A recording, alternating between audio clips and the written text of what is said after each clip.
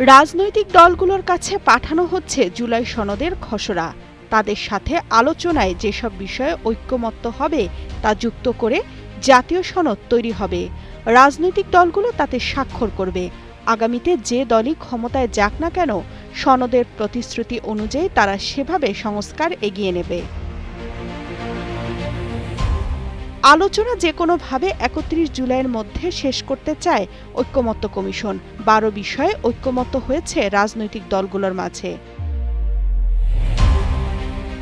এক ব্যক্তি সর্বোচ্চ ১০ বছর প্রধানমন্ত্রী পদে থাকতে পারবেন, এমন প্রস্তাবে একমত হয়েছে রাজনৈতিক দলগুলো। এ বিষয়ে বিএনপির স্থায়ী কমিটির সদস্য সালাউদ্দিন আহমদ বলেন, ১০ বছরের বেশি কোনো ব্যক্তি প্রধানমন্ত্রীর পদে বহাল থাকবেন না। এ প্রস্তাবে বিএনপির আপত্তি নেই। ঐক্যমত্য কমিশনের সহসভাপতি অধ্যাপক আলী রিয়াজ জানান, রাজনৈতিক দলগুলো একটি স্বাধীন পুলিশ কমিশন গঠনে একমত হয়েছে, যা পুলিশের জবাবদিহিতা, দায়বদ্ধতা ও জনবান্ধবতা নিশ্চিত করবে।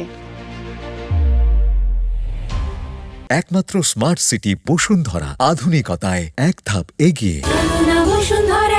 যেসব বিষয়ে দলগুলোর ঐক্যমত্য হয়েছে সেগুলো হলো সংবিধানের ৭০ অনুচ্ছেদ পরিবর্তন, সংসদীয় স্থায়ী কমিটির সভাপতিত্ব, নির্বাচনী এলাকার সীমানা নির্ধারণ, রাষ্ট্রপতির ক্ষমা সম্পর্কিত বিধান, উচ্চ আদালতের বিকেন্দ্রীকরণ, পর্যায়ক্রমে উপজেলা পর্যায়ে নিম্ন আদালতে স্থানান্তর, জরুরি অবস্থা জারির ক্ষমতা, প্রধান বিচারপতি নিয়োগ, নির্বাচন কমিশন গঠন পদ্ধতি, প্রধানমন্ত্রীর একাধিক পদে থাকার বিধান সংস্কার, প্রধানমন্ত্রী পদে ১০ বছরের বেশি নয় ও স্বাধীন পুলিশ কমিশন গঠন।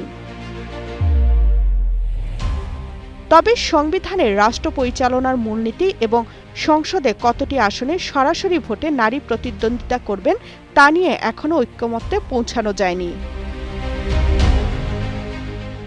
এদিকে ঐক্যমত্য কমিশনে যদি মৌলিক সংস্কার না হয়, যদি রাষ্ট্রের গুণগত পরিবর্তন নিশ্চিত করা সম্ভব না হয়, তাহলে এনসিপি সেই জুলাই সনদে সমর্থন দেবে না। ৫ আগস্টের মধ্যে যে কোনো মূল্যে জুলাই সনদ ঘোষণা করতে হবে বলে মন্তব্য করেছেন জাতীয় নাগরিক পার্টির আহ্বায়ক নাহিদ ইসলাম। ঐক্যমত্যের নামে অনেক কিছুই চাপিয়ে দিতে চাইছে সরকার, এমন অভিযোগ করেন বিএনপির স্থায়ী কমিটির সদস্য সালাউদ্দিন আহমদ।